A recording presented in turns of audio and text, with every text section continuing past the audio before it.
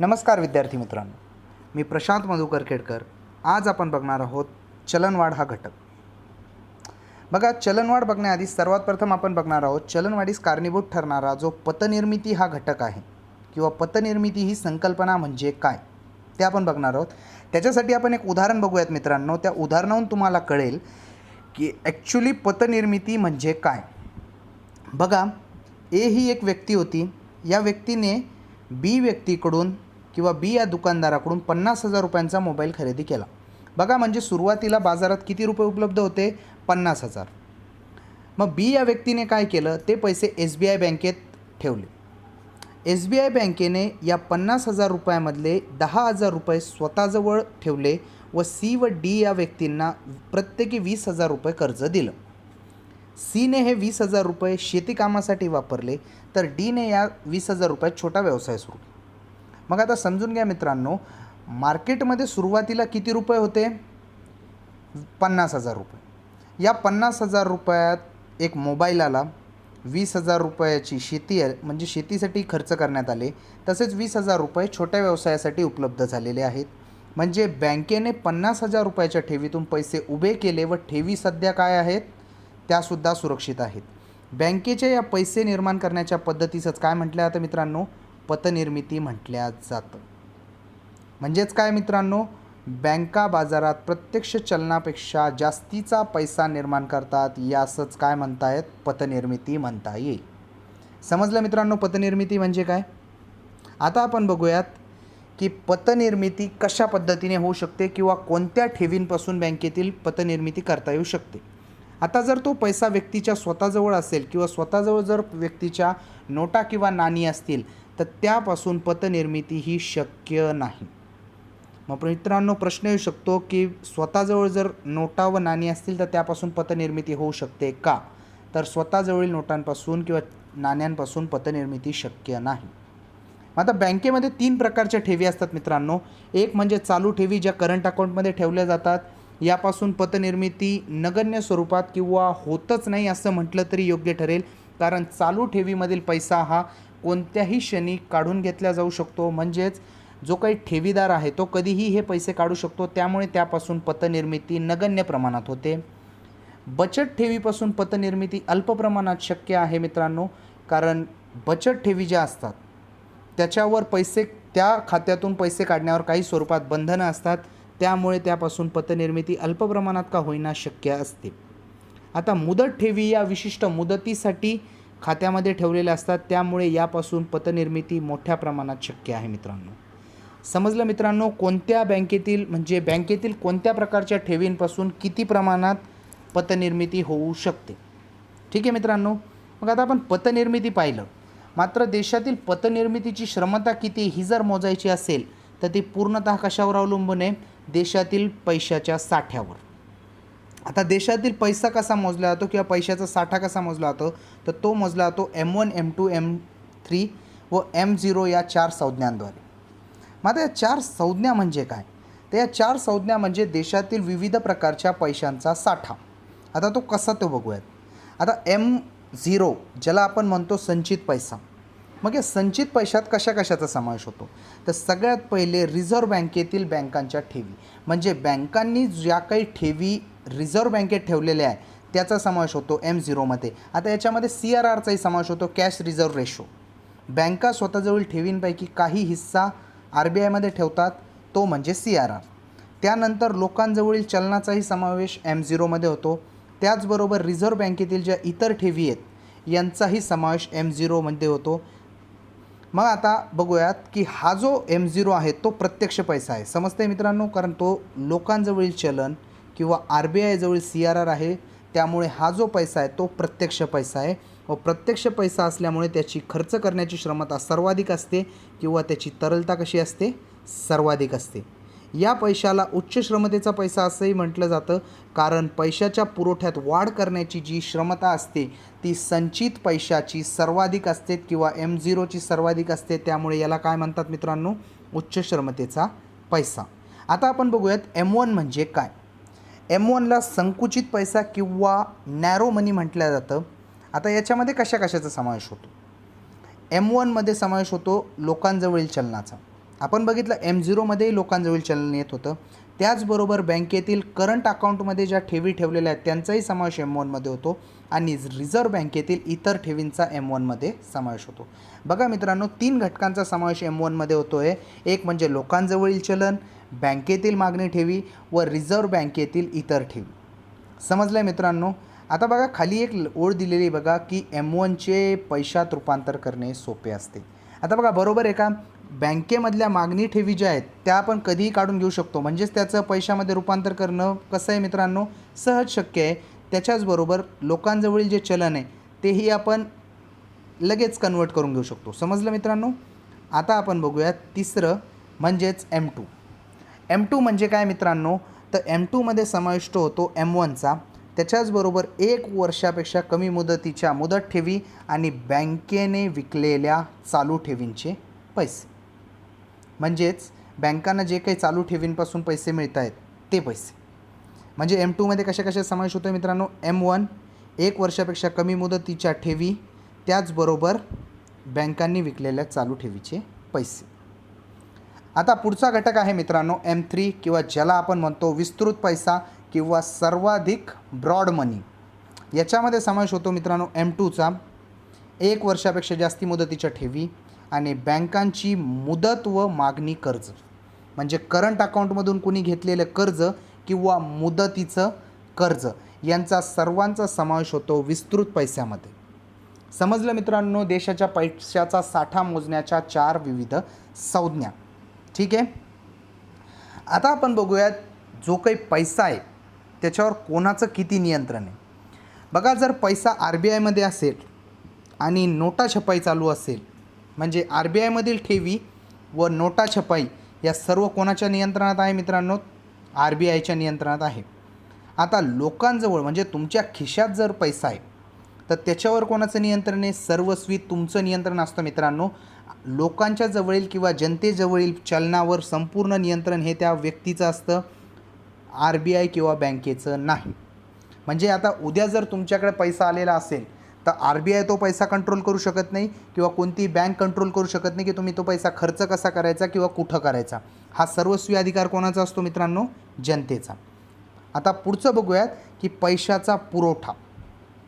आता पैशाचा पुरवठा जो होतो मित्रांनो त्याच्यावर पूर्ण नियंत्रण असतं बँकेचं.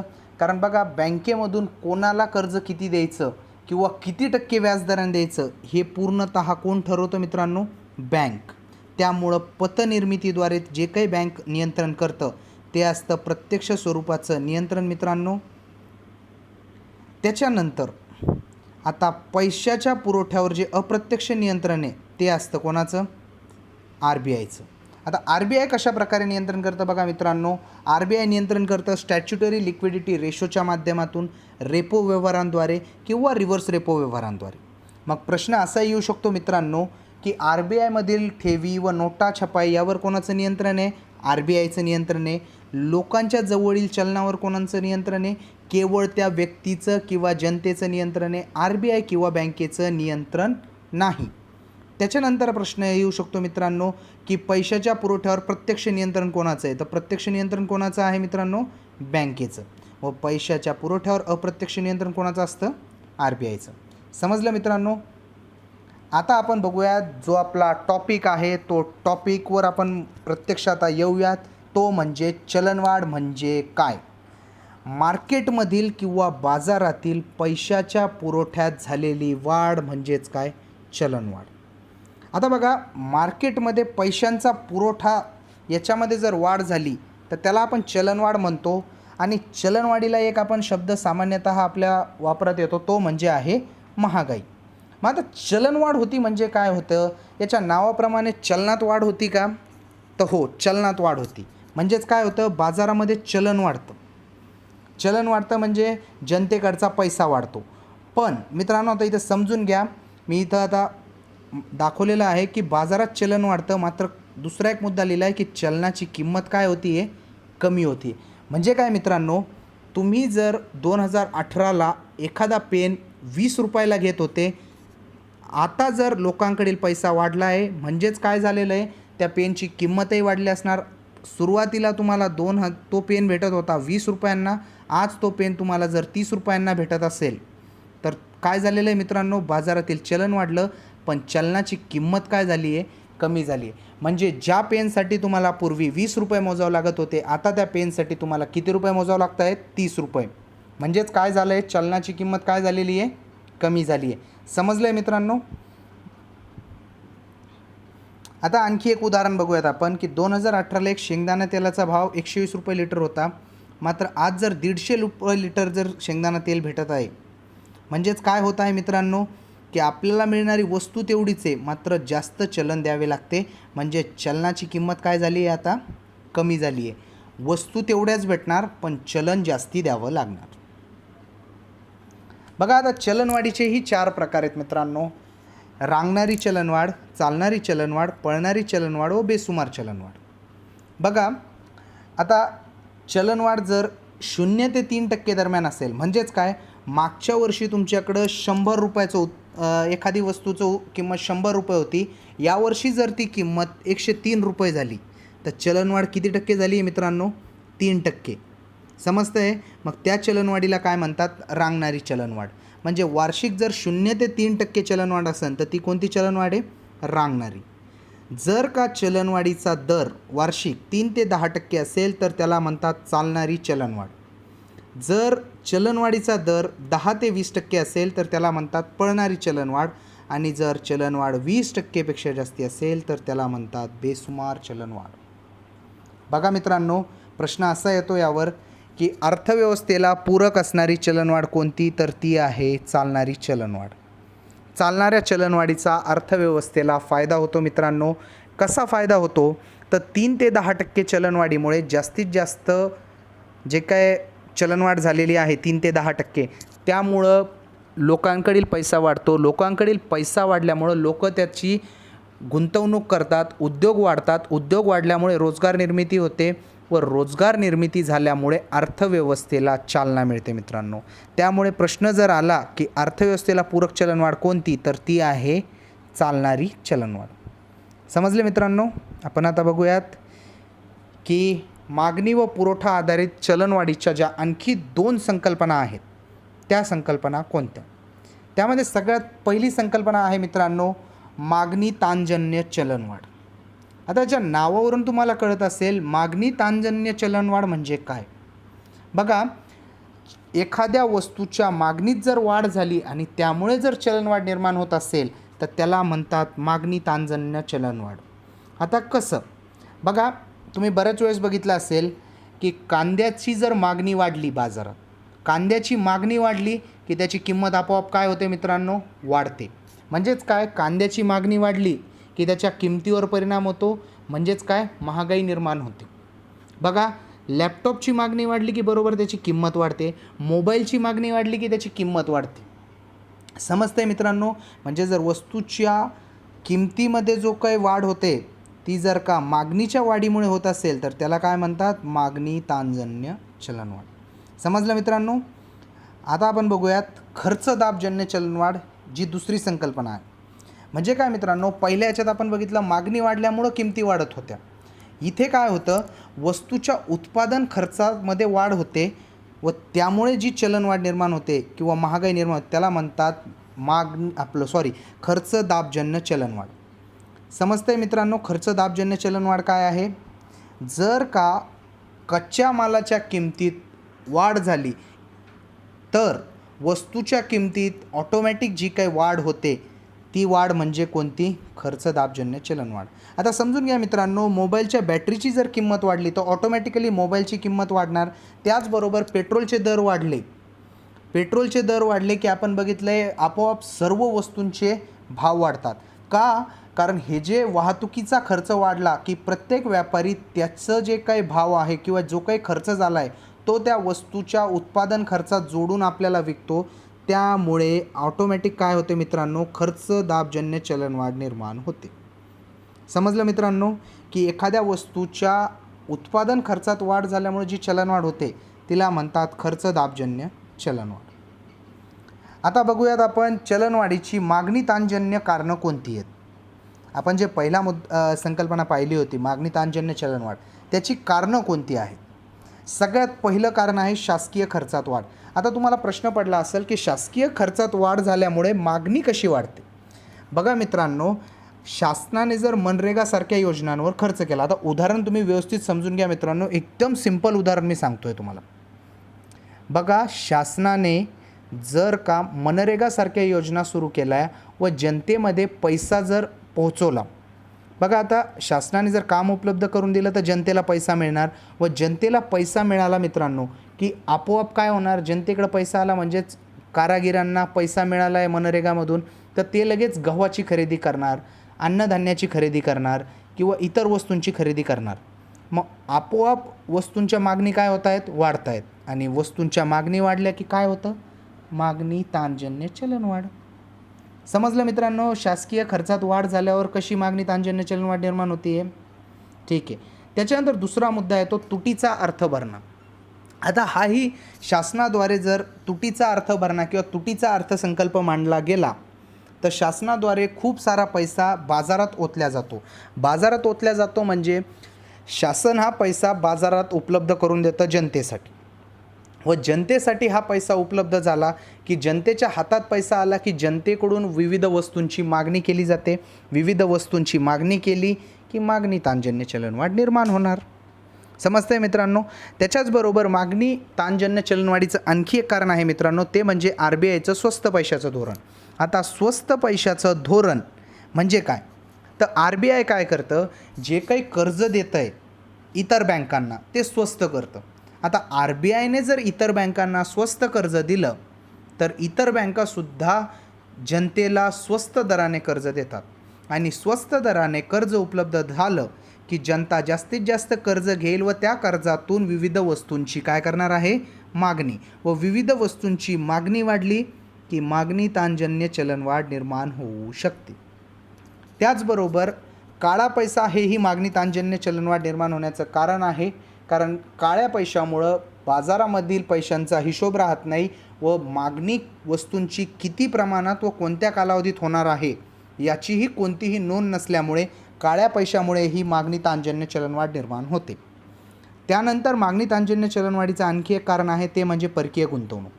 आता बघा मित्रांनो, परकीय गुंतवणूक किंवा फॉरेन डायरेक्ट इन्व्हेस्टमेंट म्हणजे परकीय पैसा जो भारतात येतो FDIच्या माध्यमातून, तो पैसा एखाद्या विशिष्ट क्षेत्रात आला की त्या क्षेत्रात पायाभूत सुविधा निर्माण करण्यासाठी पैसा खर्च करावा लागतो. त्या क्षेत्रामध्ये उत्पादनासाठी खर्च होतो, त्या क्षेत्रामध्ये मजदुरांवर खर्च होतो व या सगळ्या गोष्टीतून पैसा जो काही आहे मित्रांनो तो बाजारात उपलब्ध होतो. समजा परदेशातून एखाद्या व्यक्तीने FDI 500 कोटी आणलेला असेल तर 500 कोटी रुपये त्या प्रदेशात ज्यावेळेस तो गुंतवणूक करतो तर ही गुंतवणूक करताना तो पैसा जनतेपर्यंत पोहोचतो व त्यातून जनतेकडे पैसा उपलब्ध झाल्यामुळे मागणी ताणजन्य चलनवाढ निर्माण होते. आता मागणी वाढण्याचं आणखी एक कारण आहे मित्रांनो, लोकसंख्या वाढ.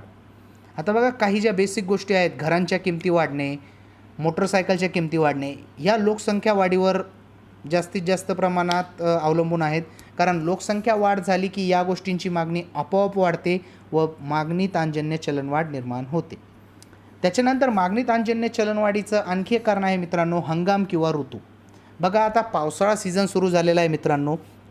तुम्हाला तर एक सोपं उदाहरण सांगतो की पावसाळा सुरू झाला की ऑटोमॅटिक छत्री आणि रेनकोट यांच्या किमती वाढतात. का वाढतात? कारण जेव्हा पावसाळा सुरू होतो तेव्हा कशाची मागणी वाढते? छत्री आणि रेनकोटची, व ऑटोमॅटिक यांच्या किमती काय होतात? वाढतात.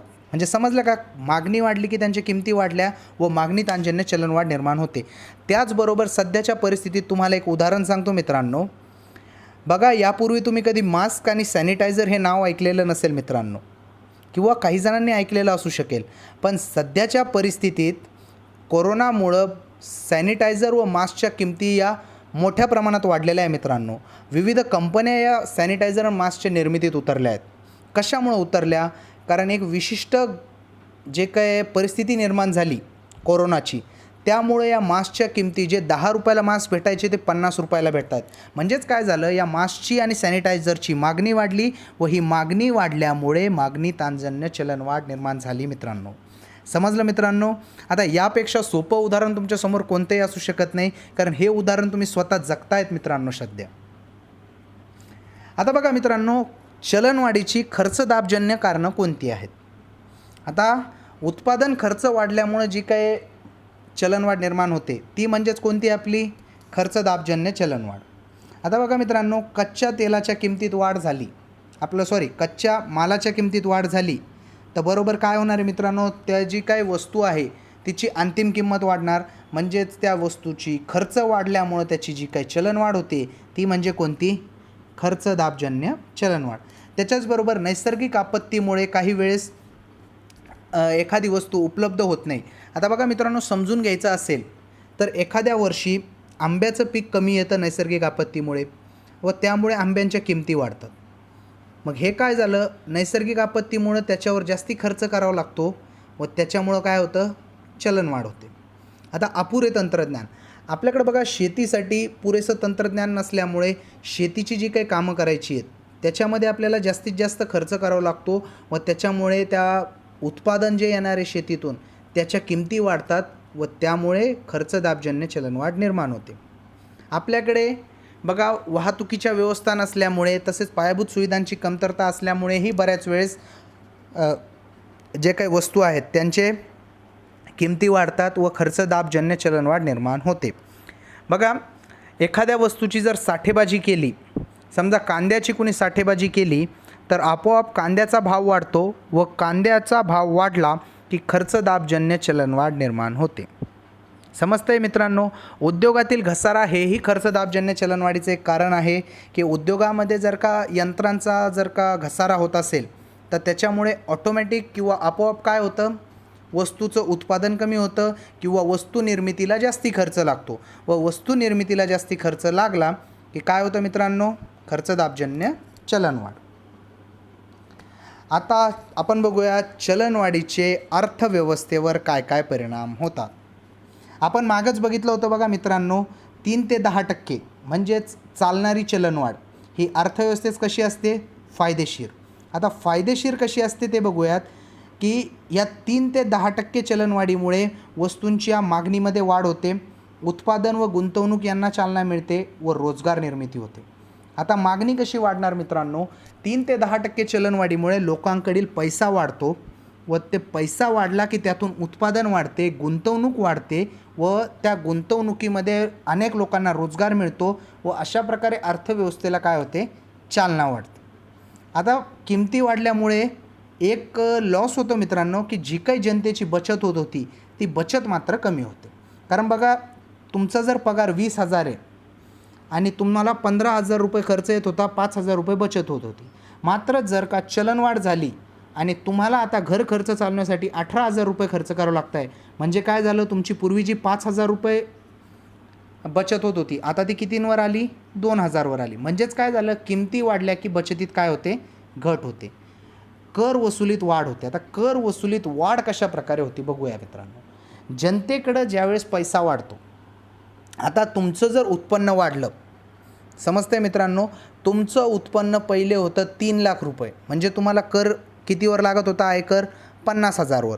पण आता जर तुमचं उत्पन्न वाढून 4 लाख झालं तर आता आयकर कितीवर लागणार तुम्हाला? 1.5 लाखावर. म्हणजे 2.5 लाख ही तुमची करमुक्त मर्यादा व त्याच्या पुढील 1.5 लाखावर तुम्हाला आता कर भरावा लागणार. समजतंय मित्रांनो? आणखी एक तुम्हाला आता समजून घ्यायचा मुद्दा असा आहे मित्रांनो की ज्यावेळेस तुमचा पैसा वाढतो किंवा चलनवाढीमुळे तुमच्याकडं पैसा वाढतो तर ऑटोमॅटिक तुम्ही वस्तू खरेदी करतात आणि वस्तू खरेदी केल्या की त्यावर तुम्हाला अप्रत्यक्ष कर द्यावा लागतो, ज्याने शासनाच्या कर महसुलात काय होते? वाढ होते. समजलं मित्रांनो? हा एक चलनवाढीचा परिणाम.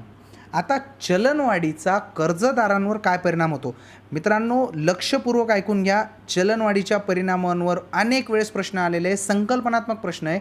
हे तुम्ही जर समजून घेतले सर्व मुद्दे तर तुम्हाला कोणताही प्रश्न अवघड जाणार नाही. बघा, कर्जदार जे असतात किंवा ज्यांनी कर्ज घेतलेलं असतं एखाद्या व्यक्तीकडून, त्यांना चलनवाढीचा फायदा होतो.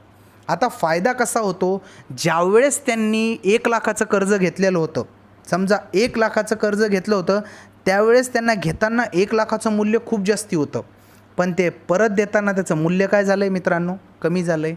चलनवाढीमुळं पैशाचं मूल्य कमी होतं. हे आपण मागच बघितलं होतं की 10 रुपयाचा पेन जर 12 रुपयाला झाला तर चलनाची किंमत काय होते? कमी होते. मग आता इथं बघा, कर्जदारांना याचा काय होतो, फायदा होतो. पण जो कर्ज देणारा असतो मित्रांनो, त्या कर्ज देणाऱ्याला याचा काय होतो, लॉस होतो. कारण कर्ज देताना त्या चलनाची किंमत जास्त असते, मात्र कर्ज वसुली करताना त्या चलनाची किंमत काय झालेली असते मित्रांनो, कमी झालेली असते. आता बघा, जे शासकीय कर्मचारी, बँक कर्मचारी किंवा पगारी कर्मचारी आहेत किंवा पगारी व्यक्ती आहेत, पेन्शनदार व्यक्ती आहेत, यांना या चलनवाढीतून काय होतो मित्रांनो, तोटा होतो.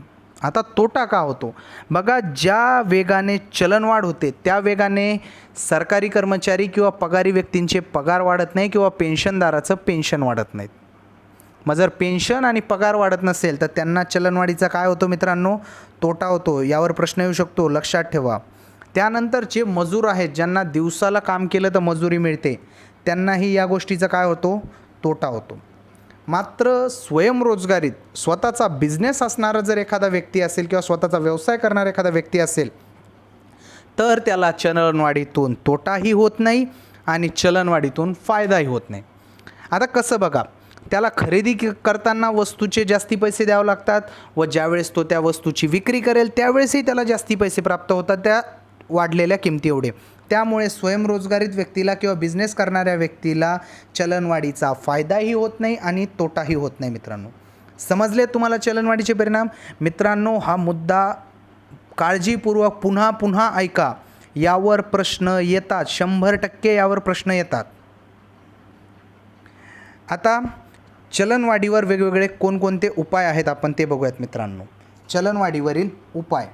आता चलनवाढीवर जे उपाय आहेत त्यामध्ये सगळ्यात पहिला उपाय येतो मित्रांनो, शासकीय खर्चातील कपात.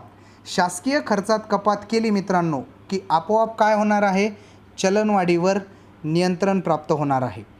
समजतंय मित्रांनो की शासकीय खर्चामध्ये जर कपात केली तर आपोआप मार्केटमधील किंवा बाजारातील पैसा काय होणार आहे, कमी होणार. बाजारातील पैसा कमी झाला की लोकांकडील पैसा कमी होणार व लोकांकडील पैसा कमी झाला की वस्तूच्या मागणी कमी होणार.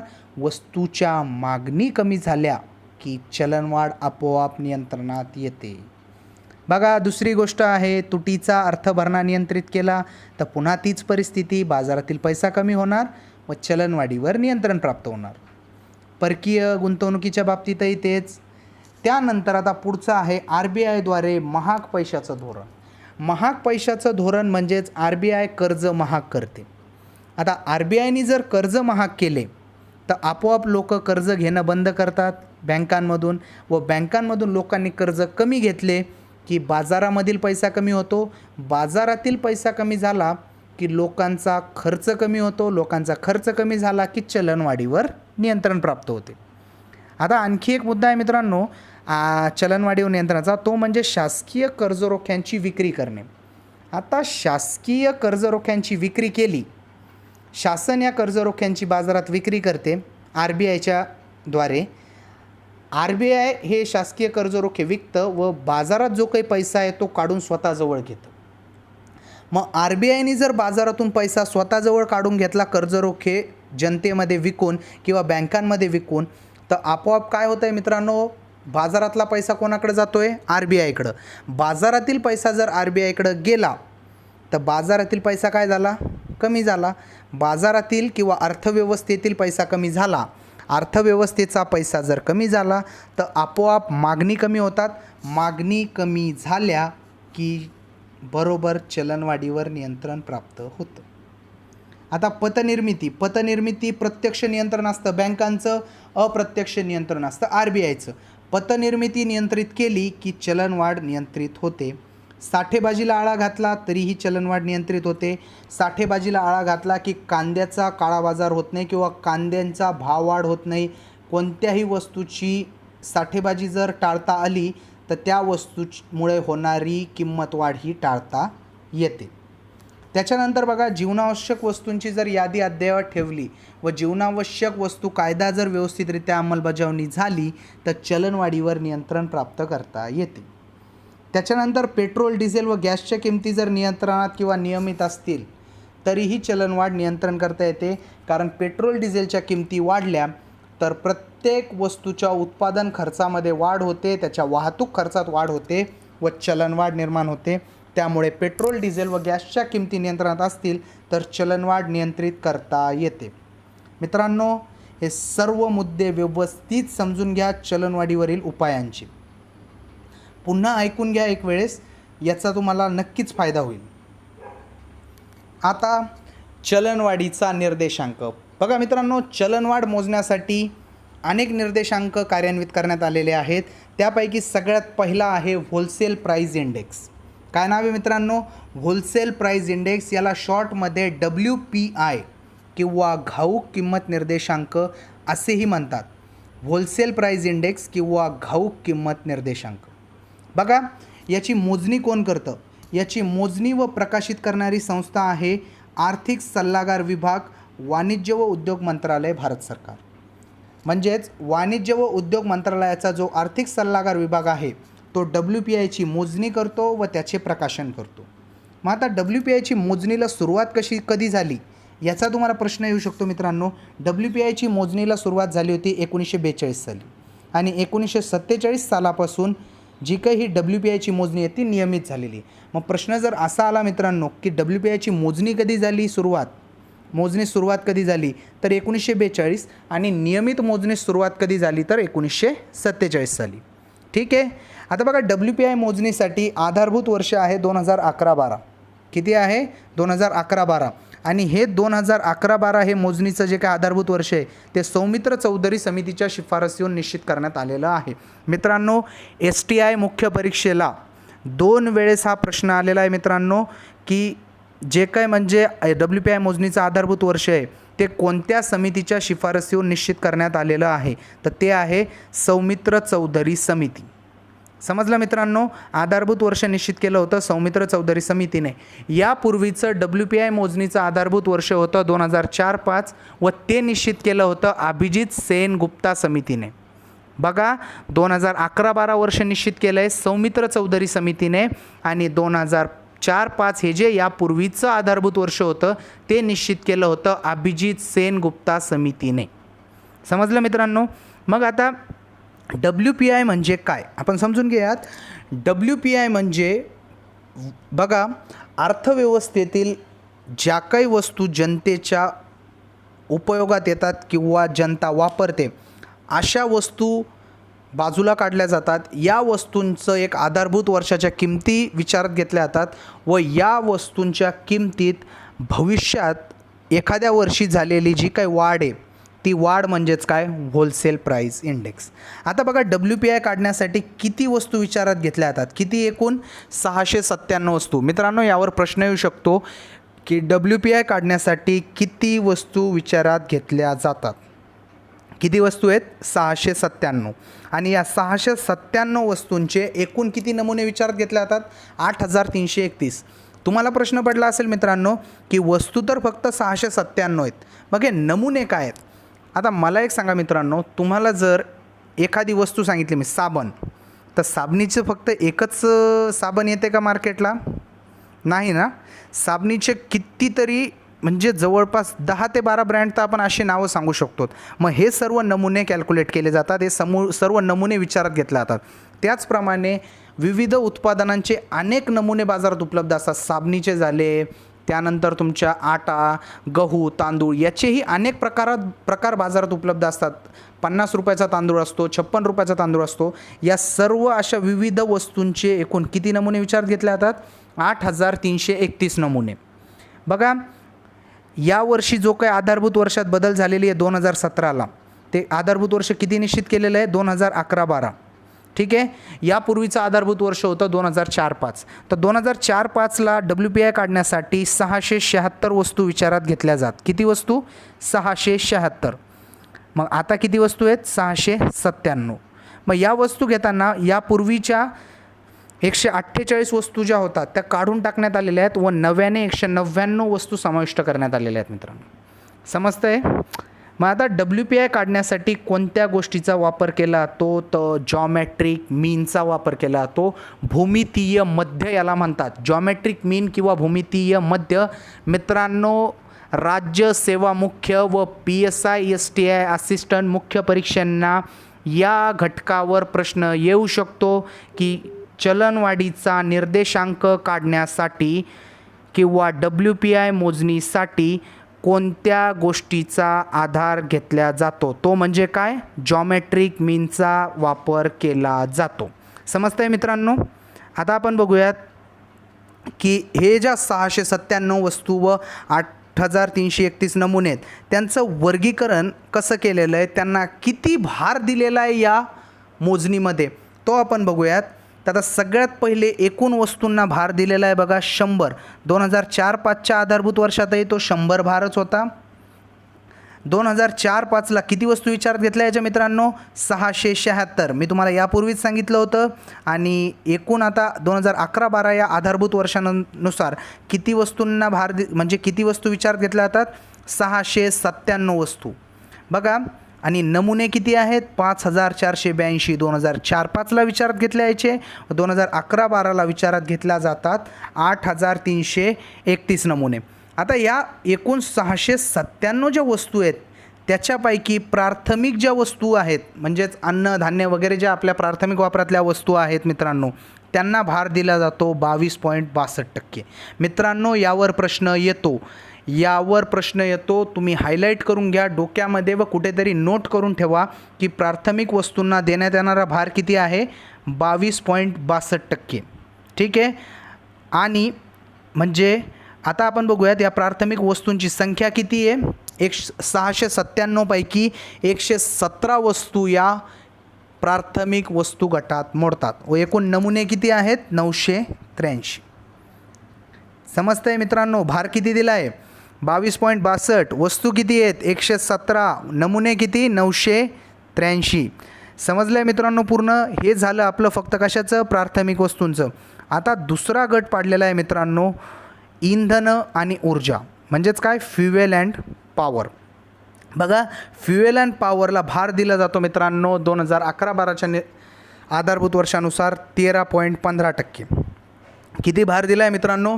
13.15%. एकूण इंधनाच्या किती वस्तू विचारात घेतल्या जातात? इंधन ऊर्जेच्या 16 वस्तू विचारात घेतल्या जातात. आणि एकूण नमुने किती प्रकारे घेतले जातात? 442 नमुने फ्युएल अँड पॉवरचे विचारात घेतले जातात. समजलं आहे मित्रांनो?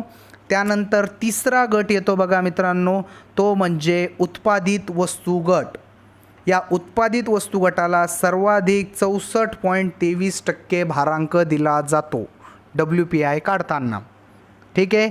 एकूण 564 वस्तू विचारात घेतल्या जातात आणि 6906 नमुन्यांचा काय केला जातो? विचार केला जातो मित्रांनो. तर मग समजलं तुम्हाला? बघा आपण बघितलं किती गट पडलेले आहेत. प्राथमिक गट, ऊर्जा आणि इंधन गट आणि उत्पादित वस्तू गट. ठीक आहे. आपण आता पुढचा घटक पाहूयात. आता WPI काढण्याचं कोणता व कशा प्रकारे काढला जातो. आता बघा प्राथमिक वस्तू आपण बघितला. प्राथमिक वस्तू किती आहेत? 117. व इंधन गटामध्ये किती आहेत बघा मित्रांनो? 16. ठीक आहे. या 117 आणि 16 ज्या इंधन गटातील वस्तू आहेत त्यांचा जो WPI काढला जातो तो दर गुरुवारी व दर महिन्यास काढला जातो. समजतंय का मित्रांनो? प्राथमिक वस्तू व इंधन गटाचा जो WPI काढला जातो तो प्रत्येक गुरुवारी व महिन्याला एकदा काढला जातो. म्हणजे गुरुवारी, प्रत्येक आठवड्याच्या गुरुवारी व महिन्याच्या शेवटी एकदा, असा प्रकारे हा इंधन व प्राथमिक वस्तू गटाचा WPI काढला जातो. समजतंय मित्रांनो? आता उत्पादित वस्तूंचा म्हणजेच उत्पादित वस्तू ज्या आहेत आपल्या मित्रांनो, इथे बघा उत्पादित वस्तू किती आहेत आपल्या? एकूण 564. उत्पादित वस्तू किती आहेत? 564. या 564 वस्तू व एकत्रित 697 वस्तू यांचा WPI हा महिन्याच्या शेवटी काढला जातो. समजतंय का मित्रांनो? यावर प्रश्न येतात म्हणून मी 3 वेळेस या गोष्टींवर भर देतोय. पूर्णतः डोक्यात फिट करून घ्या मित्रांनो. तुम्हाला परीक्षेत कोणताही मुद्दा चुकू नये व ज्यांना कोणत्याही सुविधा उपलब्ध नाही आहेत केवळ त्याच विद्यार्थ्यांसाठी आपली ही धडपड आहे मित्रांनो. या धडपडीचा फायदा करून घ्या. तुमच्या परीक्षेमध्ये आपल्या व्हिडिओच्या फायद्याने एक जरी मार्क वाढला तर आपण सक्सेस झालो मित्रांनो. आता आपण WPI बघितला मित्रांनो, होलसेल प्राईस इंडेक्स. आता आपण बघणार आहोत कन्झ्युमर प्राईस इंडेक्स, ग्राहक किंमत निर्देशांक. जसं आपण मागं बघितलं मित्रांनो, WPI कोणामार्फत काढला जातो, तर आर्थिक सल्लागार विभाग जो आहे त्याच्यामार्फत काढला जातो. आणि कन्झ्युमर प्राईस इंडेक्स काढला जातो CSOद्वारे, ज्याला आपण म्हणतो सेंट्रल स्टॅटिस्टिकल ऑर्गनायझेशन. आता हे जे काय CPI आहे, कन्झ्युमर प्राईस इंडेक्स, त्याचं आधारभूत वर्ष आहे 2012. किती आहे मित्रांनो CPIचं आधारभूत वर्ष? 2012. आता CPI जो काढला जातो त्याच्यामध्ये 2011पासून 2 गट केले जातात. एक म्हणजे CPI रुरल, एक म्हणजे CPI अर्बन, आणि तिसरा यामध्येच एक काढला जातो CPI कंबाईन, म्हणजे दोन्हीचा अरिथमॅटिक मीन घेऊन त्यांचा कंबाईन काढला जातो. बघा मागं आपण बघितलं WPI काढताना जॉमेट्रिक मीन घेतला जातो. कोणता मीन घेतला जातो आहे? जॉमेट्रिक, भूमितीय मध्य. CPIमध्ये घेतला जातो अरिथमॅटिक मीन. आता CPI रुरल जो आहे तो काढला जातो 448 वस्तूंसाठी, आणि CPI अर्बन काढला जातो 460 वस्तूंसाठी. मित्रांनो डोक्यात फिट करून घ्या, ग्रामीण भाग आहे कमी वस्तू, शहरी भाग आहे 12 वस्तू जास्ती. बघा लक्षात ठेवायची ट्रिक सोपी आहे. ग्रामीण भागामध्ये 448, शहरी भागामध्ये 460. फक्त किती वस्तू वाढत आहेत ग्रामीण शहरीमध्ये? 12 वस्तू वाढत आहेत. फिक्स आहे मित्रांनो. ठीक आहे, आता पुढचा घटक पाहूयात की CPI मोजणीसाठी कोणते घटक विचारात घेतले जातात. मागं आपण बघितलं होतं WPIसाठी 3 गट केलेले होते. WPI मोजणीसाठी किती गट केलेले होते मित्रांनो? आपण 3 गट केलेले होते. एक म्हणजे प्राथमिक वस्तू गट, दुसरा म्हणजे इंधन ऊर्जा गट, आणि तिसरा म्हणजे उत्पादित वस्तूंचा गट. इथं मात्र तसं नाही आहे मित्रांनो. इथं किती गट केलेले आहेत? इथं केलेले आहेत एकूण 6 गट. 6 गटातला पहिला गट आहे अन्न व पेय, दुसरा गट आहे पान व तंबाखू, तिसरा गट आहे कपडे व पादत्राणे, चौथा आहे घर.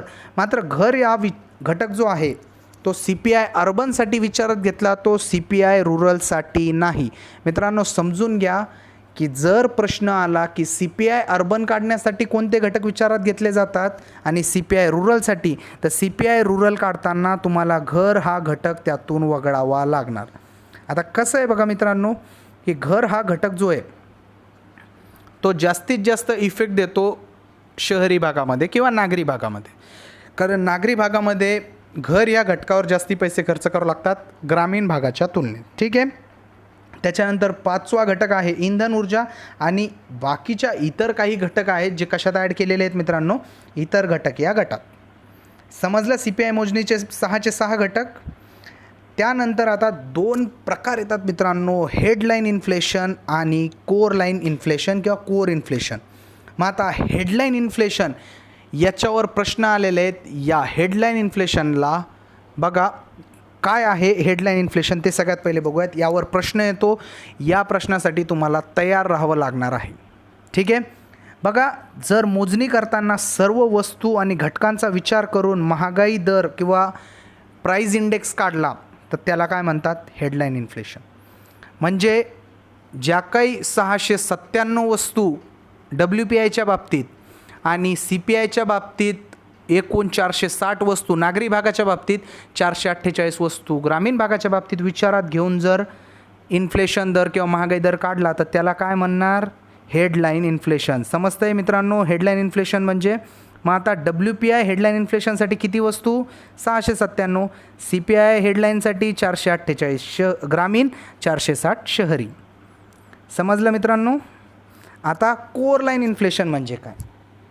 तर बघा महागाई दर काढताना जर सातत्याने चढ उतार होणारे जे काही आहेत, किमतीत चढ उतार होणारे घटक, म्हणजेच काय? इंधनात सारखी चढ उतार होऊ शकते, प्राथमिक वस्तू ज्या आहेत अन्नधान्य भाजीपाला यात सारखी चढ उतार होऊ शकते. हे घटक जर वगळले आणि महागाई दर जर काढला तर त्याला म्हटलं जातं कोर इन्फ्लेशन. कोर इन्फ्लेशन काय मित्रांनो? झालं तुमच्या डोक्यात क्लिअर? काय की सातत्याने ज्या गोष्टींचे भाव किंवा दर किंवा किमती बदलू शकतात त्यांना वगळून जर महागाई दर काढला तर तो असतो काय मित्रांनो? Core inflation. ठीक आहे मित्रांनो, डोक्यात फिट झालं. आपण आता बघूयात की रिझर्व्ह बँक चलनविषयक धोरण किंवा चलनवाढ विषयक धोरण नियंत्रित करण्यासाठी जे काही चलनविषयक धोरण प्रत्येक 3 महिन्याने जारी केलं जातं त्याच्यासाठी CPI हेडलाईन इन्फ्लेशनचा वापर करतं. समजतंय मित्रांनो. CPI हेडलाईन इन्फ्लेशन म्हणजे एक तर 480 वस्तू शहरी भागासाठी किंवा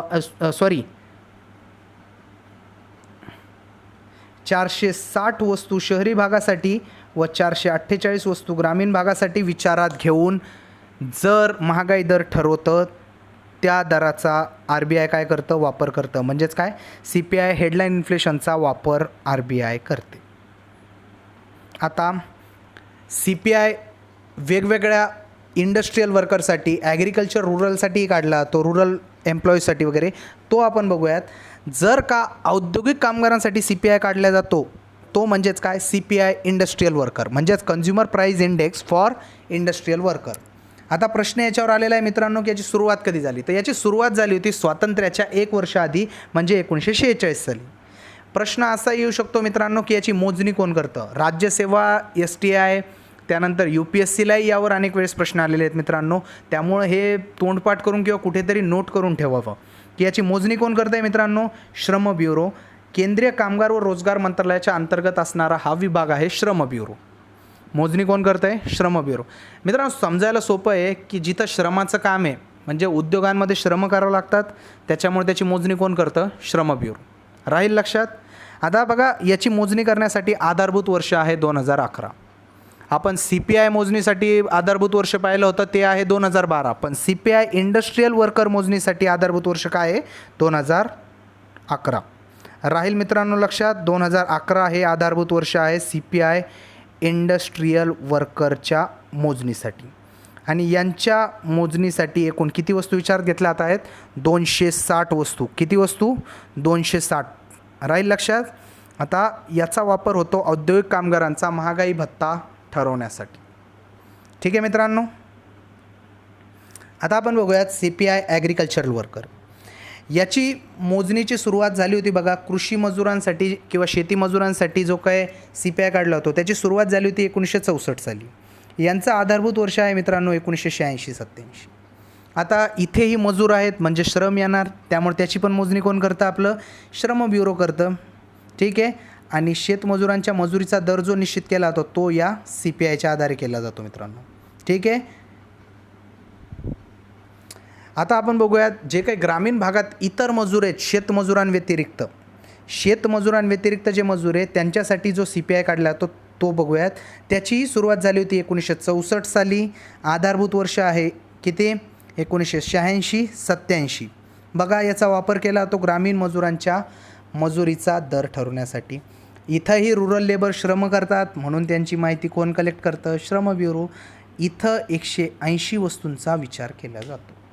किती वस्तू आहेत, 180. आपण मागं बघितलं होतं ॲग्रिकल्चरल लेबरसाठी किती वस्तू होत्या, 260. मात्र इथं किती आहेत, 180. राहील लक्षात. दोन्हीतला फरक समजून घ्या. वस्तूवर जोड्या लावायला विचारू शकतात की किती वस्तू विचारात घेतल्या जातात. ठीक आहे. आता पुढचा घटक आपण पाहूयात CPI urban non manual employee. बघा शहरी भागामध्ये अनेक असे एम्प्लॉई किंवा रोज म्हणजे व्यवसाय करणारे म्हणण्यापेक्षा रोजगारीत असे आहेत एम्प्लॉई की जे बैठे काम करतात, फक्त कम्प्युटरवर बसून काम करतात, म्हणजे कोणत्याही प्रकारचं कष्ट घेत नाहीत. बघा याच्यामध्ये येतात बँकांमध्ये काम करणारे, शासकीय कार्यालयामध्ये काम करणारे. ठीक आहे. आता यांचं जे काय CPI काढला तो सुरुवात झाली होती 1984-85. समजतं आहे मित्रांनो कोणत्या वर्षी सुरुवात झाली होती, 1984-85. हां, आत्तापर्यंत आपण मागं बघितलं, मागं सर्व लोक श्रम करत होते त्याच्यामुळं त्यांचा जो महागाई इंडेक्स होता तो काढण्याचं काम करत होतं श्रम ब्युरो. पण इथं श्रमाचं काम नाही आहे, बैठं काम आहे, त्यामुळं इथं पुन्हा कोण आलं, CSO. मोजणी करण्यासाठी व जारी करण्यासाठी कोण आलं, CSO. ठीक आहे. 180 वस्तूंचा आधार घेतला जातो. मात्र हा निर्देशांक 2008 काढणं बंद झालेलं आहे. राहील लक्षात मित्रांनो. आता आपण आज इथेच थांबूयात. पुढील लेक्चरमध्ये आपण सर्वाधिक प्रोडक्टिव्ह घटक किंवा ज्यावर सर्वात जास्ती व सर्वाधिक प्रश्न येतात आणि नेहमी प्रश्न येतात असा घटक दारिद्र्य घटक बघणार आहोत. मित्रांनो आपल्याला वाटत असेल की आपण हे लेक्चर बघतोय किंवा यातून आपल्याला काही फायदा होईल का? तर मित्रांनो, तुम्हाला नक्कीच फायदा होईल. या लेक्चरला पोस्ट करण्यामागं माझा एकच उद्देश आहे मित्रांनो, ग्रामीण भागातील किंवा गरीब कुटुंबातील जे काही विद्यार्थी आहेत, ज्यांच्यापर्यंत कोणतेही पुस्तकं किंवा ज्यांना क्लास लावणं शक्य नाही, त्या विद्यार्थ्यांपर्यंत आपलं व्हिडिओ लेक्चर पोहोचणं अत्यंत आवश्यक आहे मित्रांनो. कारण त्या गरीब विद्यार्थ्यांना खरंच याची गरज आहे.